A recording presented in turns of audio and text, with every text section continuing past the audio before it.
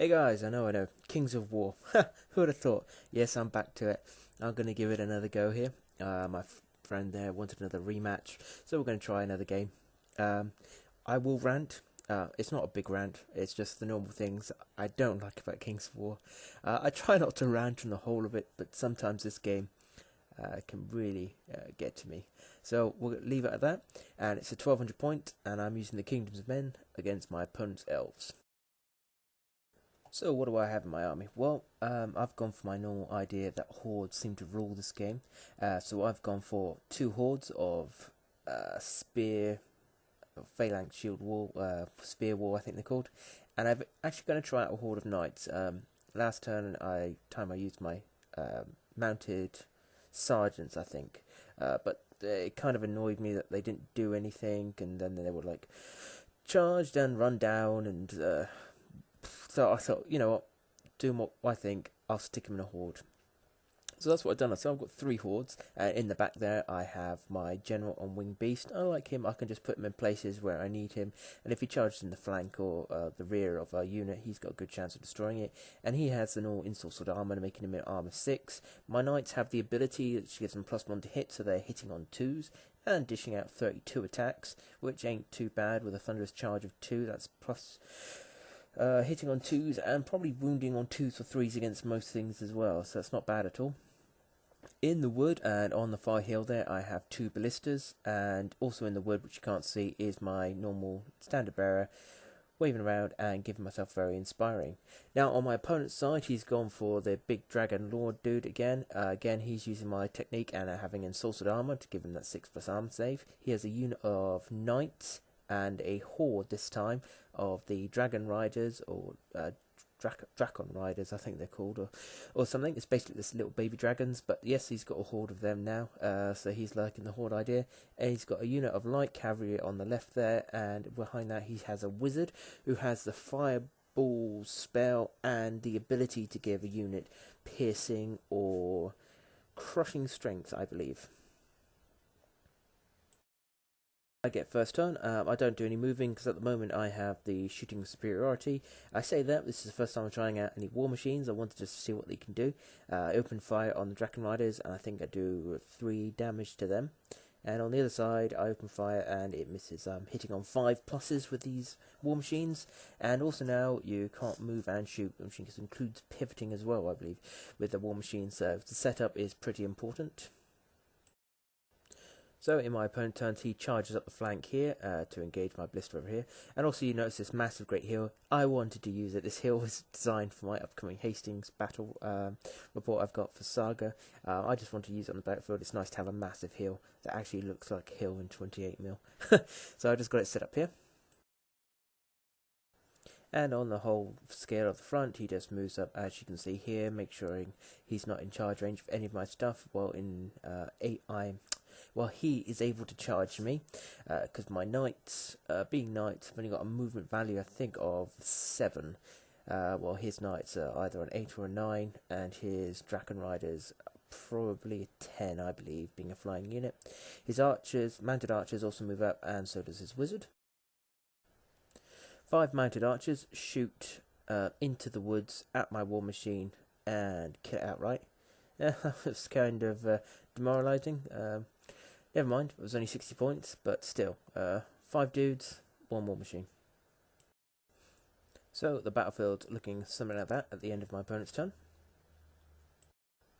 In my turn, I was kind of stuck with catch-22 here. My knights can't charge his stuff, but his stuff can all charge mine. There's no way I could take the charge from both the horde of Draken Riders and the knights. The Draken Riders only have 18 attacks, but they also have the same thing my knights have got, giving them +1 to hit. So they're hitting on 2s. And because they're elves, they get to reroll 1s. So that's hitting on 2s rerollable with 18 attacks. So I'm pretty sure they're going to get a good amount of damage in. They also have Thunderous Charge 2, which means they'll be hitting on 2s rerollable and wounding on 3s. And then they have the knights as well. I just don't see my knights taking it. So what I do, after some umming and ahhing, I decide to move my knights up so I can definitely charge them without them being able too easily to get out of the way of me. I move up my guy on the winged beastie. I put him there. I know he's going to die, but this just means his knights now can't charge my knights, and if he wants to take on the Dragon Riders, my knights should be able to take on the Dragon Riders one-on-one. I also see a chance of a flank charge against my knights. It probably wouldn't make too much difference, but just in case, I march up my spearmen just to protect the flank, and my other spearmen slowly move around the side there. After quite a bit of umming and ahhing, my opponent wasn't too sure what to do because I'd set him up in kind of a difficult position, and in the end he decides to go into my spear chaps on the side there with his Dragon Riders, and also charge him with his whatever his mounted guys are called, mounted horse archers or whatever they are. Also he goes into my general, and so it's looking something like that. Also, oh yeah, his general on the far side charges my other ballista. He did shoot in my turn, but with a 5+ to hit, it didn't hit anything. The ballista was not a problem here. And yep, over here he managed to wipe out my spearmen. This is where I get slightly annoyed. Now, it's not the problem that these guys came in and charged and wiped out my spearmen. To be fair enough, with 18 attacks and wounding on 3s as well, he's pretty much guaranteed to do enough to wipe out my morale 22. So as long as he did, 15 wounds, he's got pretty better than odd evens chance of wiping out my guys. It's not that, it was the fact that he goes in, does it, but does it for no damage at all. There's no risk involved for him. He can just go in there, wipe him out, and doesn't take any damage. That's the thing that really irritates me about this game. And over here, he obviously wipes out my general as well. It was pretty much a guarantee anyway. I just needed to hold him up so I can charge him with my knights. And the end of the turn, it's looking like this. Not looking too good for me, but what should happen, what I'm planning for, is to move forwards now and engage his knights. With 32 attacks, I should be able to take them out, and then turn to face his Dragon Riders. I don't think his general is in charge range. I think this is all pre-measurable, so I pre-measured it to make sure it's all okay. And I should be able to charge them, turn around, and be out of charge of his general. And then I can probably take a charge from the Dragon Riders, charge back, and I should be absolutely fine to wipe them out. So yep, that's pretty much what I do. Charge in with my knights against his mounted knights, and just move my infantry up to be able to maybe engage the back of the Dragon Riders. I also charge my little standard bearer into the front of his Dragon Riders. Why not? Combat's like shooting. There's no disadvantage for the attacker, so I may as well go in and try and just do an extra point of damage on him. So after the combat, yep, I wiped him out and now nicely positioned my guys here. This was the best way I could do it, to pivot into a position where, you know, everything's in the front. He could move out of my way, but if he does so, I can move away from his dragon, give me a chance to form up with my other horde, make a more defensive line. So I was quite happy with it. My little guy went in, doesn't do any damage, unfortunately, to the Dragon Riders, but it was always worth it. So yeah, as you can see, it went as I assumed. If it wasn't shown in the previous post, after the combat he had against my spearmen, he had turned to face my mounted knights. It's not very obvious, I don't think, on the picture, because my little guy charged him in the rear. So yeah, he could see that these guys then charged straight in, and his guy on the dragon couldn't reach him. So he just moved up to be sure he can charge him next turn. And overall, looking like this, he uses his nimble ability on his mounted archers to get out of the arc of my infantry that are moving up.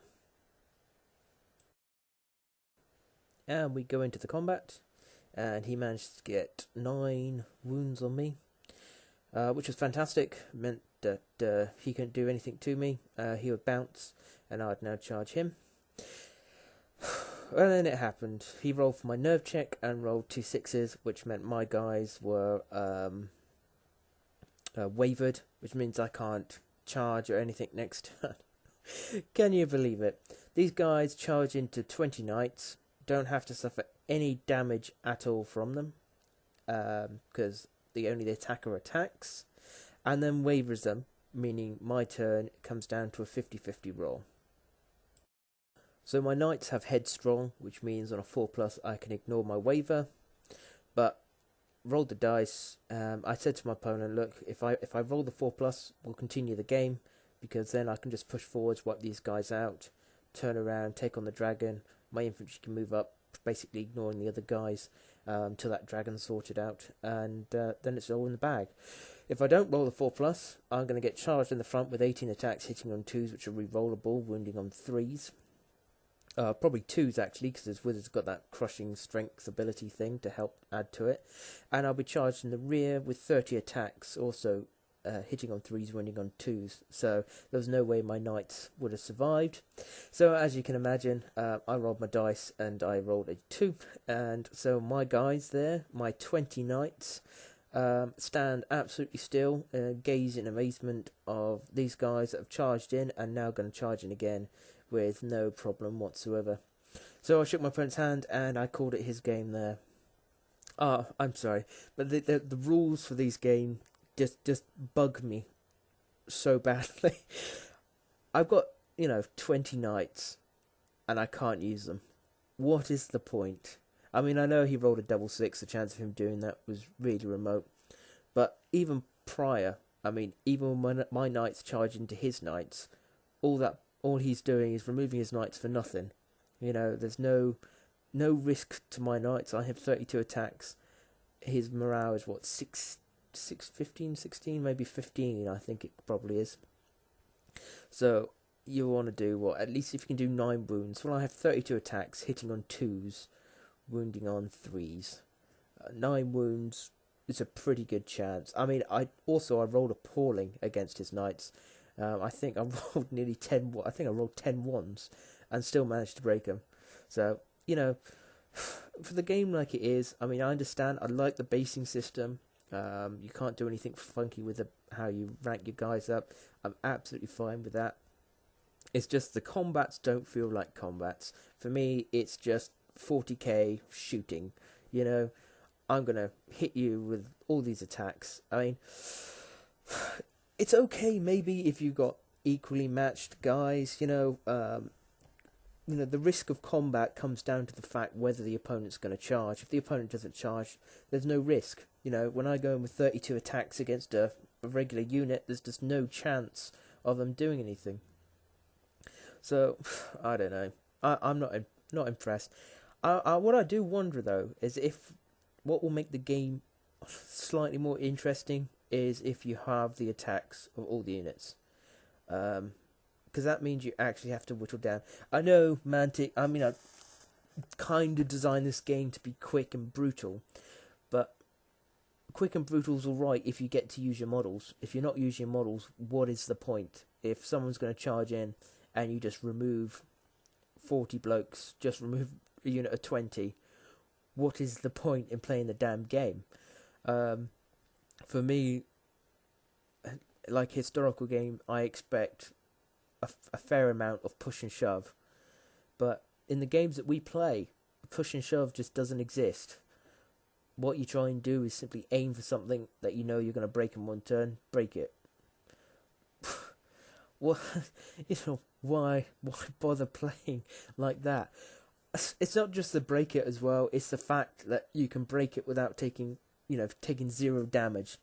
If I charge these knights into his knights, there is 0 risk of me taking any damage from him, and that's just ridiculous. I'm sorry, it doesn't work. As I say, I'll be interested if any of you guys play this game and play it regularly. I'd like to see a game. I mean, just put it in the comments to a link to one of your pages or something. I'd love to see a game where they play with half the attacks. And what that does is basically makes the game, yes, a bit longer. It's not so impactful like we generally play. Maybe that's not your thing, but for me, half the attacks, and I think you'll get some push and shove. And then you have more of the time to try and engage somebody's flank, try and work your way around the rear. Because this game doesn't feel like it's about that. It seems to be more like run at the enemy and hit them once and try and break them. If you don't break them, there's a damn good chance he's going to break you. Just doesn't work. Not for me anyway. But I've tried 2 games now of Kings of War version 2. It's an okay game. I'm not going to give it a 5-star. You know, 3-star game. You know, it's fun to play. If you're going to play it, you want a quick game, easy to play. You can just pick this up and play it, and that's why I play it. I mean, my opponent wants a game, you know, we'll get a game in, but it just doesn't feel like a war game to me. It's just too many dice and too little actual action on the tabletop.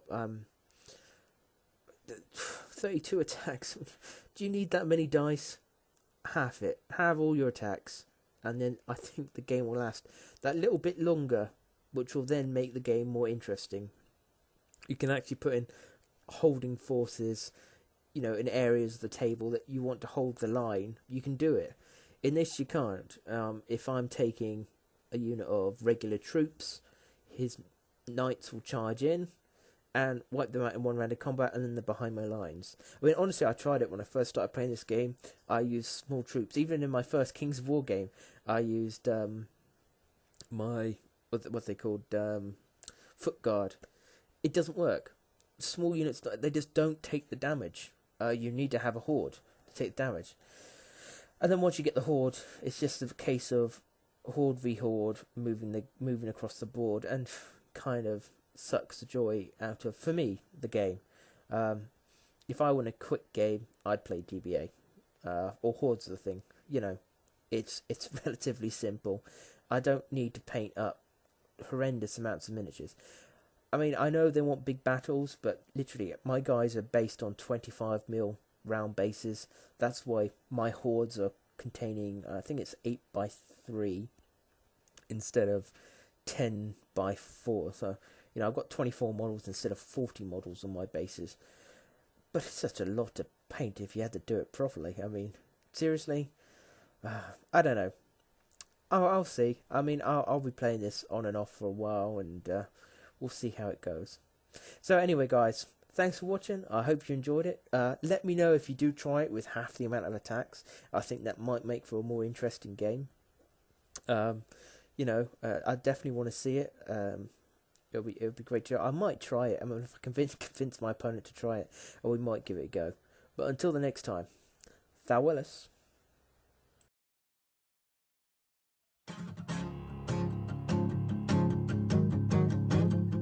Hey guys, I'm starting to get some of the prizes ready for the next giveaway. To find out more about the giveaway, check out my last video about the winners and that. You should find something there. What you're going to have to do and how many subscribers I need. So at the moment I've got the Saga rulebook with all 4 battle boards, some Viking dice, and some President Cross Christian faction dice. Okay guys, cheers.